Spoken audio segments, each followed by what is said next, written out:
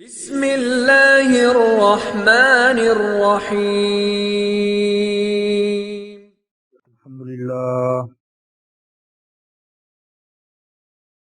الحمد للہ نحمده ونستعینه ونستغفره ونؤمن به ونتوکل علیہ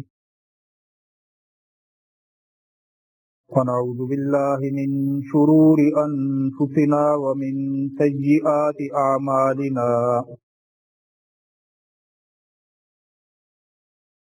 من يهده الله فلا مضل له ومن يضلله فلا هادي له ونشهد أن لا إله إلا الله وحده لا شريك له ونشهد أن سيدنا وسندنا ومولانا محمدا عبده ورسوله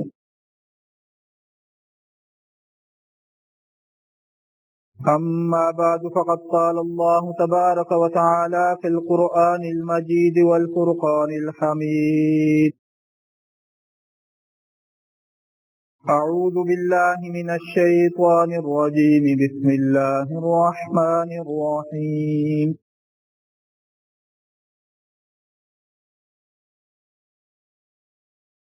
الذين آتيناهم الكتاب يعرفونه كما يعرفون أبناءهم وإن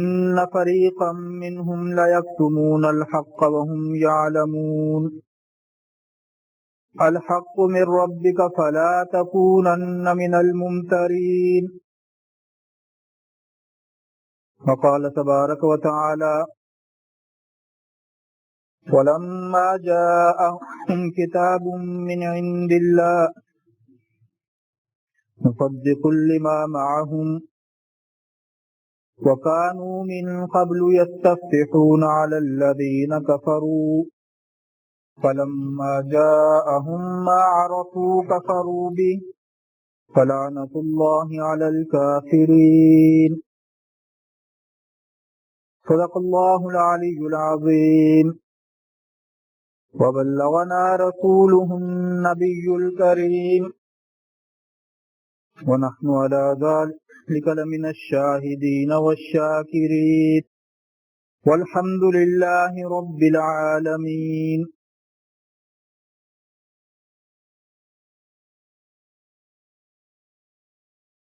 میرے معزز و محترم سامعین گرامی قدر، میں نے آپ حضرات کے سامنے قرآن مجید فرقان حمید کے دو مختلف مقامات سے دو آیات کریمہ تلاوت کی ہیں۔ آج کی اس نشست میں انہی مبارک آیات کی روشنی میں چند ضروری گزارشات عرض کروں گا۔ اللہ رب العزت سے دعا ہے کہ صحیح بات بیان کرنے کی توفیق عطا فرمائے اور پھر ہم سب کو سمجھ کر اخلاص کے ساتھ عمل کرنے کی بھی توفیق عطا فرمائے۔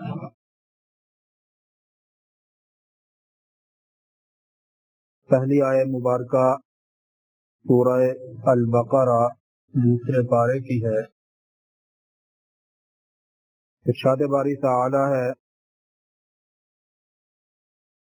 الذین آتیناہم الکتاب یعرفونہ کما یعرفون ابناءہم، کہ وہ لوگ جنہیں ہم نے کتاب عطا کی، یعنی اہل کتاب، یعرفونہ کما یعرفون ابناءہم، ان اہل کتاب کو حضور اکرم صلی اللہ علیہ وسلم کے نبی برحق ہونے کی ایسی پہچان اور معرفت حاصل ہے کما یعرفون ابناءہم، جیسا کہ یہ اپنی حقیقی اولاد کو جانتے ہیں اور ان کی پہچان کرتے ہیں۔ جیسے اپنی حقیقی اولاد کی انہیں معرفت اور پہچان حاصل ہے، اسی طرح حضور اکرم صلی اللہ علیہ وسلم کے نبی برحق ہونے کی یہ معرفت رکھتے ہیں، پہچان رکھتے ہیں۔ وَإِنَّ فَرِيقًا مِّنْهُمْ لَيَكْتُمُونَ الْحَقَّ، انہی اہل کتاب میں سے ایک گروہ ایسا بھی ہے، لَيَكْتُمُونَ الْحَقَّ، جو حق کو چھپا دیتا ہے، کتمان حق سے کام لیتا ہے، اس کا اظہار نہیں کرتا اور اسے واضح نہیں کرتا۔ وَهُمْ يَعْلَمُونَ، جان بوجھ کر یہ کام کرتے ہیں۔ الحق من ربک فلا تکونن من الممترین، آپ پر جو چیزیں بھی اتاری جا رہی ہیں وہی کے ذریعے جن چیزوں سے بھی آپ کو آگاہ کیا جا رہا ہے وہ سب کی سب چیزیں آپ کے رب کی جانب سے حق ہیں، سچ ہیں۔ فلا تکونن من الممترین، لہذا آپ شک کرنے والوں میں سے مت ہوں۔ دوسری آیت مبارکہ پہلے پارے کی ہے، ارشاد باری تعالی ہے وَلَمَّا جَاءَهُمْ كِتَابٌ مِّنْ عِندِ اللَّهِ مُصَدِّقٌ لِّمَا مَعَهُمْ وَكَانُوا مِن قَبْلُ يَسْتَفْتِحُونَ عَلَى الَّذِينَ كَفَرُوا،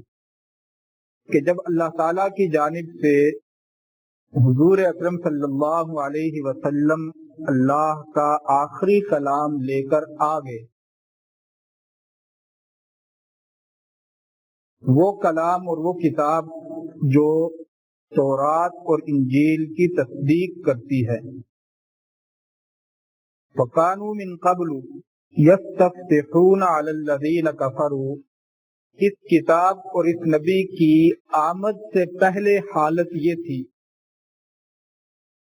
کہ لوگ ان کی آمد کے منتظر تھے،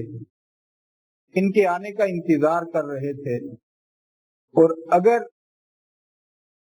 تورات اور انجیل کے ماننے والوں کی کبھی میدان جنگ میں دوسروں سے لڑائی ہو جاتی تو اللہ تعالیٰ کی بارگاہ میں اس آخری آنے والے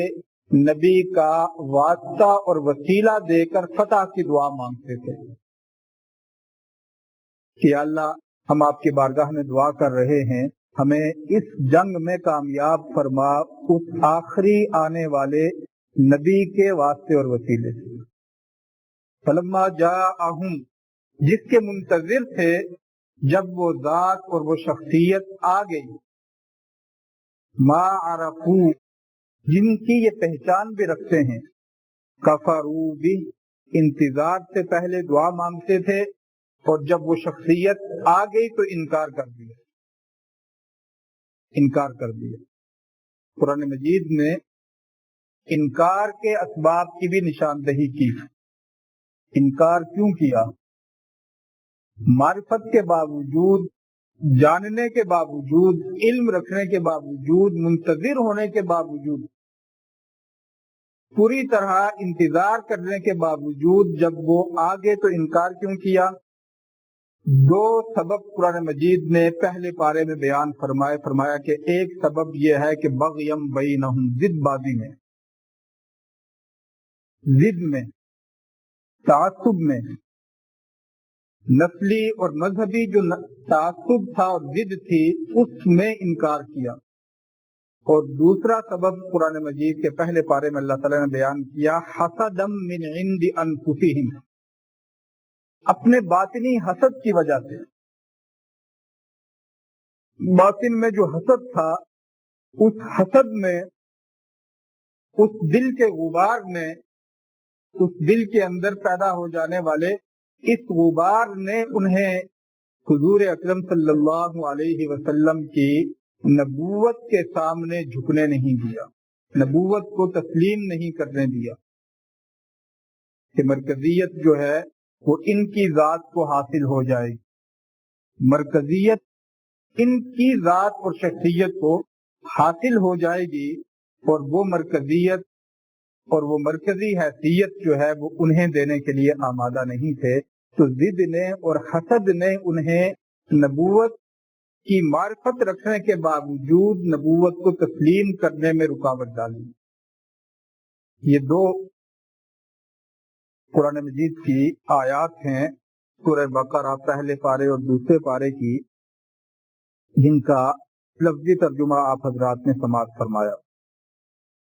حضور اکرم صلی اللہ علیہ وسلم کی سیرت طیبہ کے حوالے سے گفتگو یہاں تک پہنچی تھی کہ آپ علیہ الصلوۃ والسلام کی زندگی اعلان نبوت کے قریب پہنچ گئی، اور جوں جوں آپ علیہ الصلوۃ والسلام کی زندگی کی بہاریں گزرتی رہی، اعلان نبوت یعنی 40 سال کی عمر کے جوں جوں قریب پہنچتے گئے، نبوت کی علامات اور نشانیاں کثرت کے ساتھ ظہور پذیر ہونے لگی۔ کثرت کے ساتھ ایسی نشانیاں،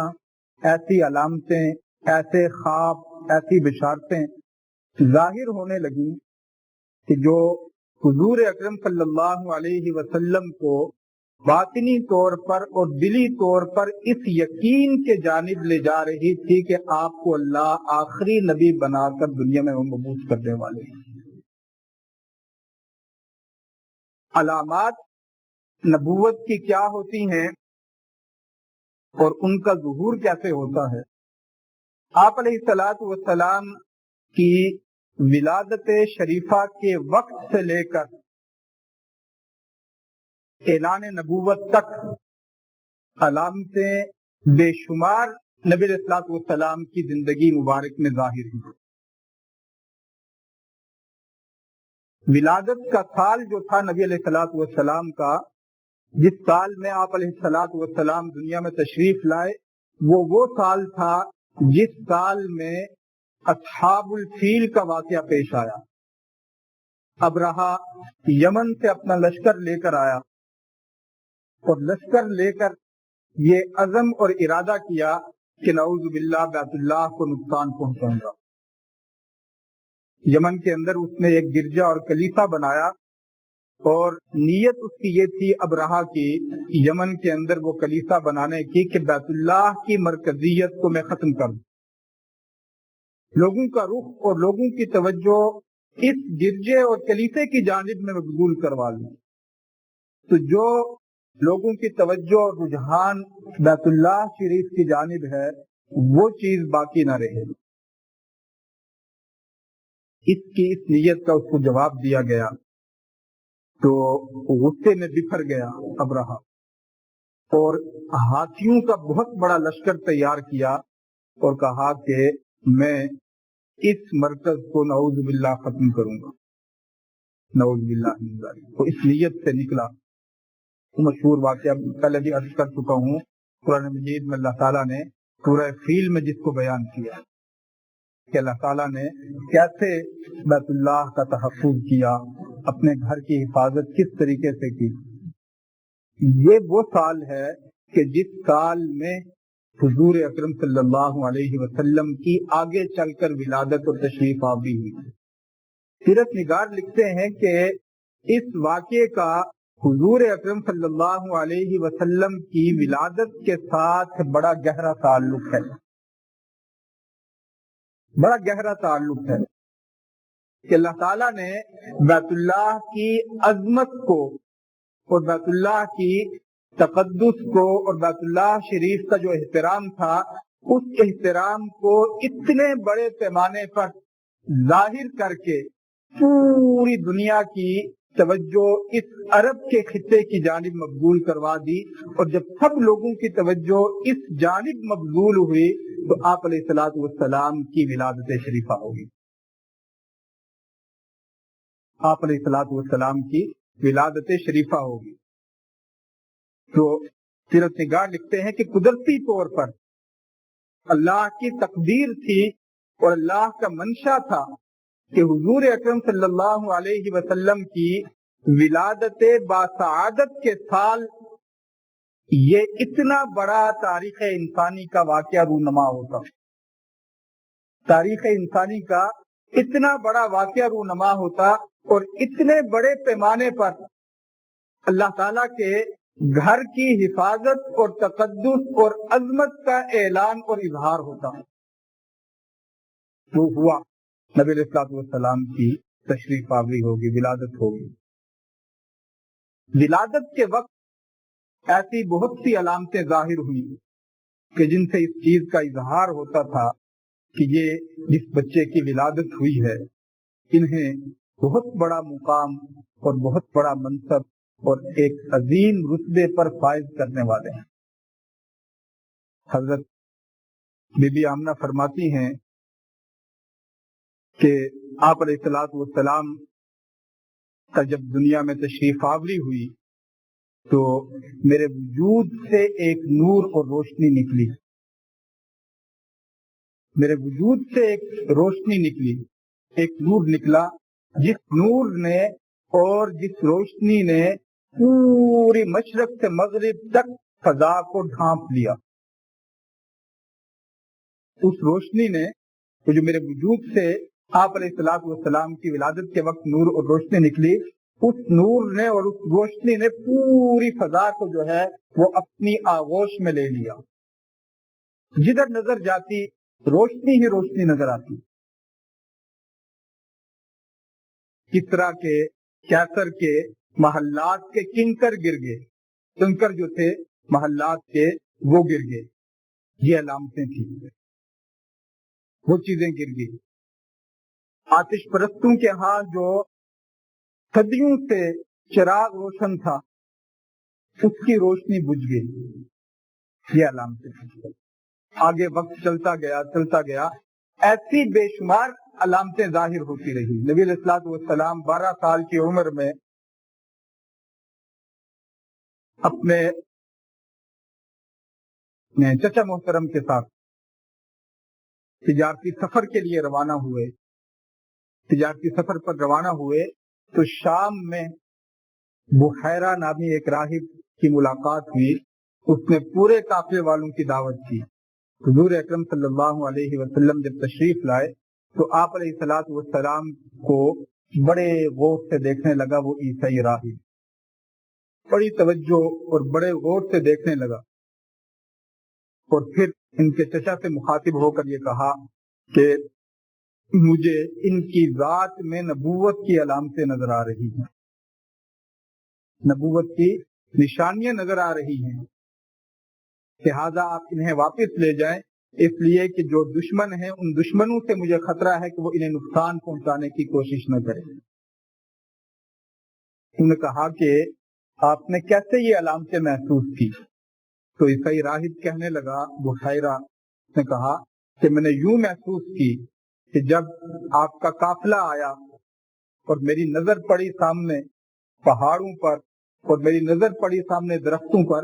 تو مجھے یوں محسوس ہوا کہ یہ سب جھک جھک کر سلام کر رہے ہیں،